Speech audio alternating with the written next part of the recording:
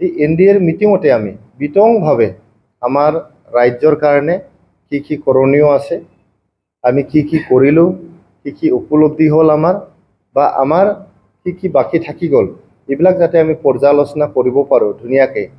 যিমান আমাৰ পাৰ্টনাৰ আছে, আমাৰ এনডিএৰ পাৰ্টনাৰ, আমাৰ ৰাভা যৌথ মঞ্চ আছে, ইয়াতে বেলেগ বেলেগ আমাৰ ট্ৰাইবেল পলিটিকেল অৰ্গেনাইজেশ্যনছবিলাক আছে, তেখেতসকলক সকলোকে লৈ এটা নেশ্যনেল ডেম'ক্ৰেটিক এলায়েন্স আসাম লেভেলত, অসম লেভেলৰ এটা নেশ্যনেল ডেম'ক্ৰেটিক এলায়েন্সৰ এটা মিটিং হ'ব লাগে। তথা বিটিআৰৰ মুৰব্বী শ্ৰী প্ৰমোদ বড়ো ডাঙৰীয়াক আমি ইণ্ট্ৰাষ্ট কৰা হৈছে। তেখেতে অতি সোনকালে এটা হাই লেভেল টীম গঠন কৰি দিব।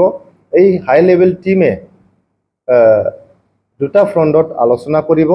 প্ৰথম ফ্ৰণ্টটো হ'ল আমাৰ নেশ্যনেল ডেম'ক্ৰেটিক এলায়েন্সৰ যিমান পাৰ্টনাৰ আছে তেখেতসকলৰ লগত বহি মানে সুস্থভাৱে আলোচনা কৰি ভৱিষ্যত ৰাজনৈতিক কাৰ্যপন্থা কি হ'ব, ভৱিষ্যত আমাৰ উন্নয়নৰ কাৰণে বা ডেভেলপমেণ্টৰ কাৰণে কি আমাৰ কাৰ্যপন্থা হ'ব, এইবিলাক আলোচনা বিলোচনা কৰি চৰকাৰ চলাই লৈ যোৱাত যাতে স্মুথলি আমি যাব পাৰোঁ তাৰ কাৰণে আলোচনা কৰিব।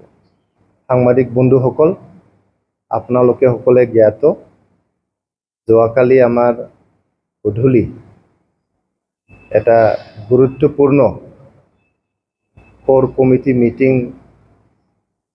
অনুষ্ঠিত হৈ গ'ল।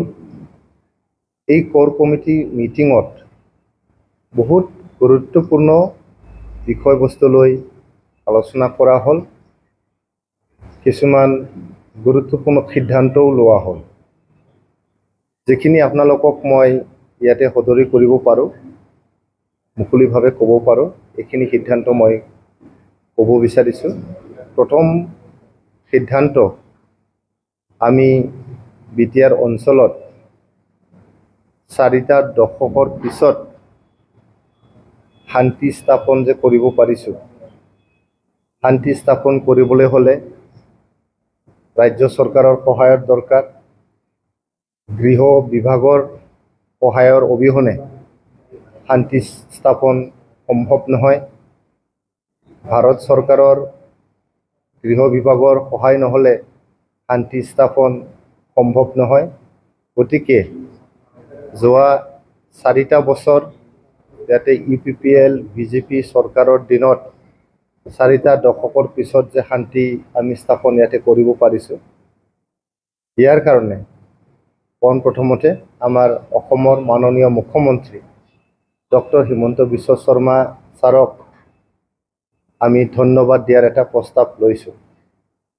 লগতে ভাৰতৰ গৃহমন্ত্ৰী অমিত শ্বাহ ডাঙৰীয়ালৈ আমি ধন্যবাদ দিয়াৰ আমি প্ৰস্তাৱ লৈছোঁ। লগতে যিহেতু যোৱা 3টা টাৰ্মৰ কাৰণে ভাৰতৰ প্ৰধানমন্ত্ৰী হোৱা মাননীয় নৰেন্দ্ৰ মোদী ডাঙৰীয়ালৈও আমি ধন্যবাদ জ্ঞাপন কৰিছোঁ। এতিয়া 4টা বছৰ আমি শান্তি স্থাপন ইয়াতে কৰিব পাৰিলোঁ। এই শান্তিটো যদি চিৰস্থায়ী কৰিব লাগে, যোগমীয়া কৰিব লাগে, তেনেহ'লে বহুত কৰণীয় আছে।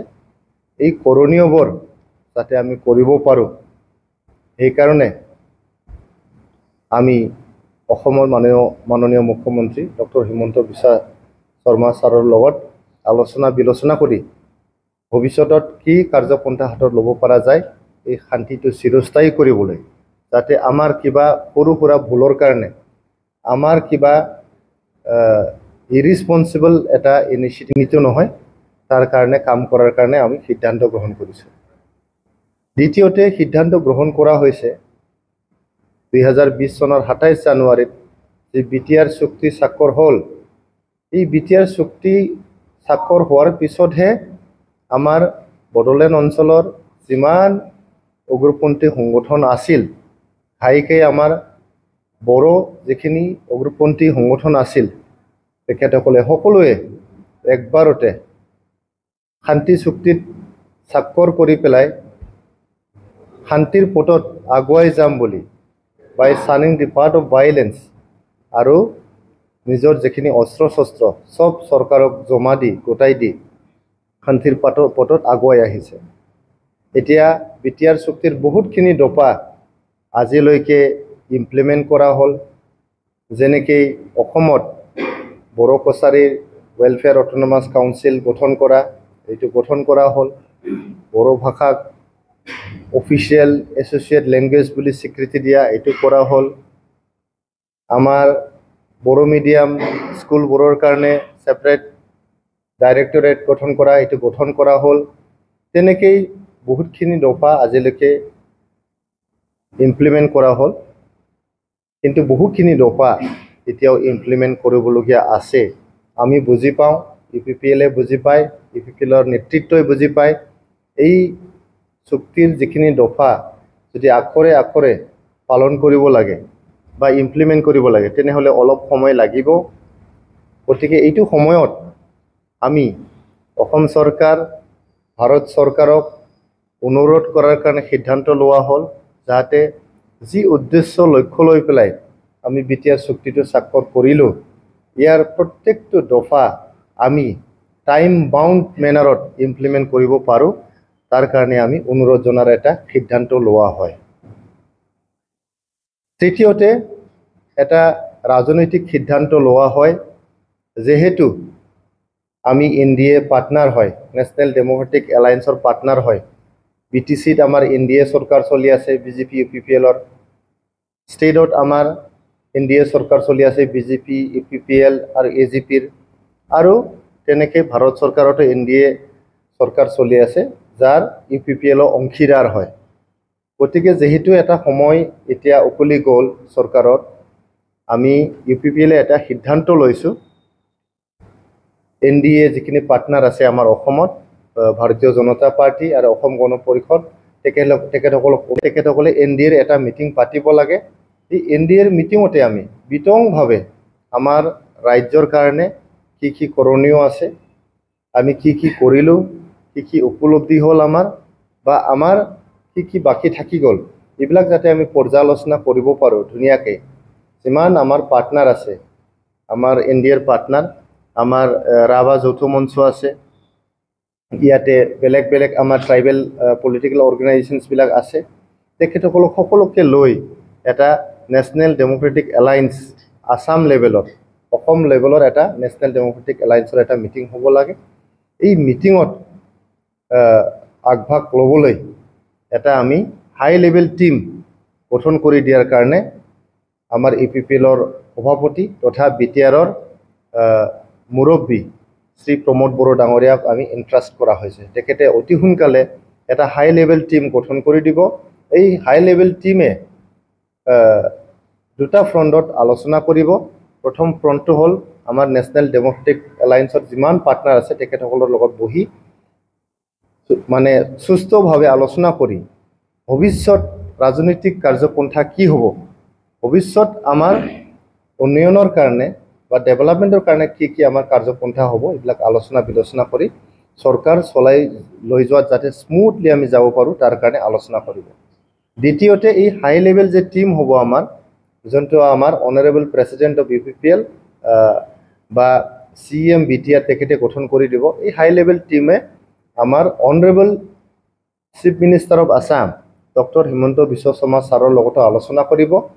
আলোচনা কৰি আমাৰ BTR অঞ্চলৰ যিখিনি এতিয়া পেণ্ডিং ইছ্যুজবোৰ আছে, including implementation of BTR Accord, establishment of permanent peace in the region, and filling the developmental gaps.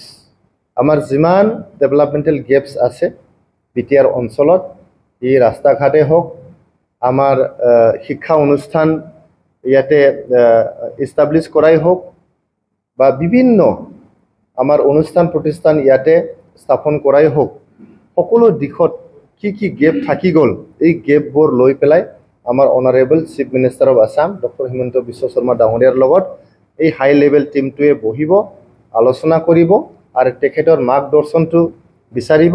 আৰু তেখেতৰ মাৰ্গদৰ্শন যেনেকৈ দিব তেখেতে, তেনেকেই আমাৰ UPPLৰ নেতৃবৃন্দই মানে ভৱিষ্যতত আগুৱাই যাব। আমি ধন্যবাদ দিব বিচাৰিছোঁ অসমৰ মাননীয় মুখ্যমন্ত্ৰী ডাঙৰীয়াক, আজিলৈকে যি ডাইনামিক আৰু কেৰিজমেটিক এটা লিডাৰশ্বিপ অসম ৰাজ্যক প্ৰভাইড কৰিছে। তেখেতৰ হাততে আমাৰ অসমৰ যিখিনি জনগণো আছে, গৰীব দুখীয়া জনতা আছে, বিশেষকৈ আমাৰ যে খিলঞ্জীয়া জনগোষ্ঠীৰ মানুহবোৰ আছে, তেখেতসকলে উৎসাহ উদ্দীপনা পাইছে, নিজৰ অধিকাৰ সুনিশ্চিত কৰিব পাৰিছে, আগুৱাই যাবলৈ এটা সাহস পাইছে। গতিকে আমি তেখেতক ধন্যবাদ দিছোঁ। আমি যে NDAৰ কেন্দ্ৰীয় নেতৃবৃন্দ আছে, তেখেতসকলকো আমি ধন্যবাদ দিছোঁ। তেখেতসকলে সদায় আমাক আশীৰ্বাদ দিছে, আমাক সহায় কৰিছে, তেখেতসকলৰ মাৰ্গদৰ্শন আমি পাইছোঁ, এইকাৰণে আমি আগুৱাব পাৰিছোঁ। গতিকে আমি তেখেতসকলকো ধন্যবাদ দিছোঁ। আপোনালোকক মূলকৈ ক'লোঁ যে আমাৰ বিটিআৰ অঞ্চলৰ শান্তি যাতে স্থায়ী হয়, তাৰ কাৰণে আমি সিদ্ধান্ত ল'লোঁ। আমাৰ বিটিআৰ একৰ্ডৰ যিমান দফা আছে, এইটো 100% টাইম বাউণ্ড ইমপ্লিমেণ্টেশ্যনৰ কাৰণে সিদ্ধান্ত লোৱা হ'ল।